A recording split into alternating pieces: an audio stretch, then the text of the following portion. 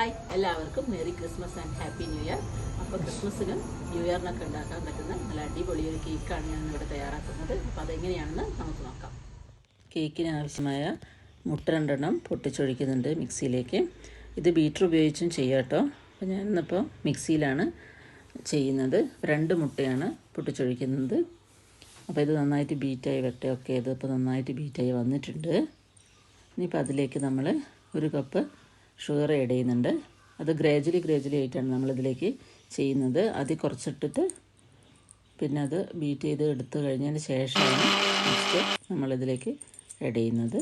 Okay, കുറച്ചുകൂടി ഇട്ട് ഒന്നുകൂടി അത് ബീറ്റ് ചെയ്തെടുക്കുകയാണ്. അപ്പോൾ അത് റെഡി ആയിട്ടുണ്ട്. ഇനി മെൽറ്റ് ചെയ്ത ബട്ടറാണ് നമ്മൾ ഇതിലേക്ക് ആഡ് ചെയ്യുന്നത്. അതൊരു കപ്പ് തന്നെയാണ് എടുക്കുന്നത്. ഇനി അതിലേക്ക് 1 കപ്പ് മിൽക്ക് ആഡ് ചെയ്യാണ്. ഇനി വാനില എസൻസ് അതൊരു 1/2 ടീസ്പൂണാണ് ഇതിലേക്ക് ഇടുന്നത്.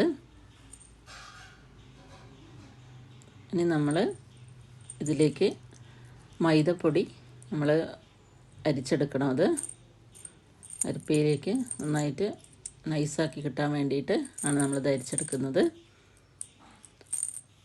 അപ്പോൾ അതൊരു 1 കപ്പ് തന്നെയാണ് എടുക്കുന്നത്. എന്നിട്ട് നമ്മളിനി കൊക്കോ പൗഡറാണ്, അത് 1/3 കപ്പാണ് എടുത്തിരിക്കുന്നത്. അതിൻ്റെ കൂടെ നമ്മൾ 1/2 ടീസ്പൂൺ ബേക്കിംഗ് പൗഡർ എടുക്കുന്നുണ്ട്. നമ്മൾ അരിപ്പയിൽ നന്നായിട്ട് ഇങ്ങനെ അരിച്ചെടുക്കണം. കാരണം എന്താ വെച്ചാൽ അതിലെന്തെങ്കിലും തരി ഉണ്ടെങ്കിൽ ഇല്ലാതിരിക്കാൻ വേണ്ടിയിട്ടാണ് നമ്മൾ തരിയൊക്കെ പോക്കി നല്ല നൈസ് പൗഡർ കിട്ടാൻ വേണ്ടിയിട്ടാണ് നമ്മളിങ്ങനെ അരിപ്പയിൽ അരിച്ചെടുക്കുന്നത്. എന്നാൽ മാത്രമേ കേക്ക് നന്നായിട്ട് വരുള്ളൂ. അല്ലെങ്കിൽ കേക്ക് പൊട്ടി അതിൻ്റെ ഒരു വിള്ളലൊക്കെ വരും. ഇനി അത് മിക്സ് ചെയ്തിട്ട് നമ്മൾ ബീറ്റ് ചെയ്ത ഈ മുട്ട അതിൻ്റെ മിശ്രിതം ഉണ്ടല്ലോ അതിലേക്ക് നമ്മൾ ആഡ് ചെയ്യാണ്. ഇപ്പോൾ അത് നന്നായിട്ട് ബീറ്റ് ചെയ്തെടുത്തിട്ടുണ്ട്. നല്ല അടിപൊളിയായിട്ട് വന്നിട്ടുണ്ട്. അതിൻ്റെ പാകമായി വന്നിട്ടുണ്ട്. ഇപ്പം ഇനി അത് കുക്കറിലേക്ക് നമ്മൾ ഒഴിക്കുകയാണ്. അതിൻ്റെ ബാറ്ററൊക്കെ കുക്കറിലേക്ക് ഒഴിക്കുകയാണ്. അപ്പോൾ നമ്മൾ ബട്ടർ പേപ്പർ റെഡിയാക്കി വെച്ചിട്ടുണ്ട്. ഞാനിപ്പോൾ സാധാരണ ഒരു A4 പേപ്പർ എടുത്തിട്ട് ബട്ടർ ആക്കി വെച്ചതാണ്. അല്ലാതെ ബട്ടർ പേപ്പർ നമുക്ക് ഇതിലേക്ക് ചെയ്യാം. ഇപ്പോൾ അത് നന്നായിട്ട് ടാപ്പ് ചെയ്ത് വെച്ചിട്ടുണ്ട്. ബബിൾസൊക്കെ പോകാൻ വേണ്ടിയിട്ടാണ് ഞാൻ ടാപ്പ് ചെയ്ത് വെച്ചിരിക്കുന്നത്. പിന്നെ ഞാൻ ദോശ കല്ല് ചൂടാക്കി അതിലേക്കാണ് കുക്കർ വെച്ചിരിക്കുന്നത്. അപ്പോൾ നമുക്ക് ഓവനൊന്നും ഇല്ലാതെ തന്നെ കുക്കറിൽ മേക്ക് ചെയ്തെടുക്കാം. അപ്പോൾ കുക്കറിൽ ഞാൻ വിസിലിട്ടിട്ടില്ല, വിസിലിടാതെയാണ് വെച്ചിരിക്കുന്നത്. കുക്കറിൽ കേക്ക് മേക്ക് ചെയ്യുമ്പോൾ നമ്മൾ വിസിലിടാൻ പാടില്ല. ഇതിൻ്റെ പാകം 40 to 45 മിനിറ്റാണ്.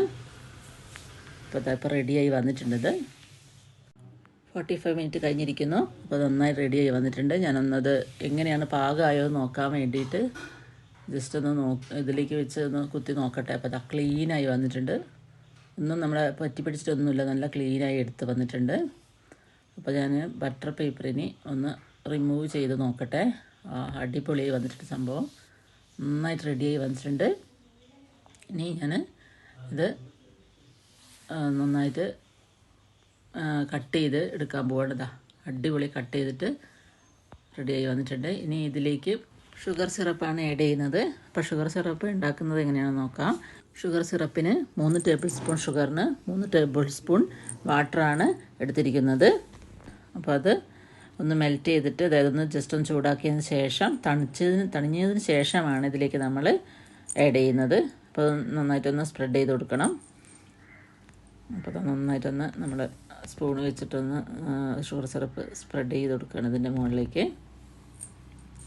എന്നിട്ട് നമ്മൾ ക്രീം അടിയിലൊന്ന് വെച്ച് കൊടുക്കുന്നുണ്ട്. എന്നിട്ട് ഇതിലേക്ക് വിപ്പിംഗ് ക്രീം ആഡ് ചെയ്യാണ്.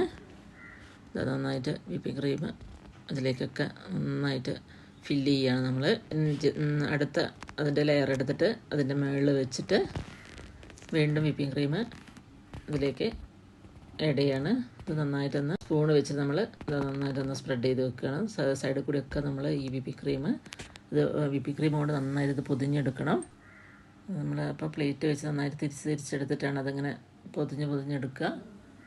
അപ്പോൾ ഏകദേശം കവർ ചെയ്ത് വന്നിട്ടുണ്ട്. നന്നായിട്ട് അതിങ്ങനെ സ്പൂൺ വെച്ച് റെഡിയാക്കി വെക്കണം. വിപ്പിംഗ് ക്രീമിൽ പൊതിഞ്ഞെടുത്ത കേക്കിനെ അലങ്കരിക്കാൻ നമ്മൾ ചോക്ലേറ്റ് ഗണാഷാണ് ഉപയോഗിക്കുന്നത്. അതുണ്ടാക്കുന്നത് ആദ്യം കടയിൽ നിന്ന് വാങ്ങിയ chocolate 2-3 table spoon whipping cream ചൂടാക്കി അതിലേക്ക് ഒഴിക്കുന്നു. അതിൻ്റെ ചൂട് കൊണ്ട് ചോക്ലേറ്റ് നന്നായിട്ട് മെൽറ്റാവും. അപ്പോൾ നമ്മൾ സ്പൂണ് വെച്ച് നന്നായിട്ട് ഇളക്കി ഈ പരുവത്തിലാവും. വിപ്പിംഗ് ക്രീമിൽ 2-3 തുള്ളി ബീട്രൂട്ടിൻ്റെ ജ്യൂസ് ആഡ് ചെയ്തപ്പോഴാണ് നമ്മൾ ഈ പിങ്ക് പൂക്കൾ റെഡിയാക്കിയത്. കേക്ക് റെഡി ആയിട്ടുണ്ട്. അപ്പോൾ നമ്മുടെ ചാനൽ സബ്സ്ക്രൈബ് ചെയ്യാൻ, ഷെയർ ചെയ്യാനും ലൈക്ക് ചെയ്യാനും മറക്കല്ലേ. Bye and take care.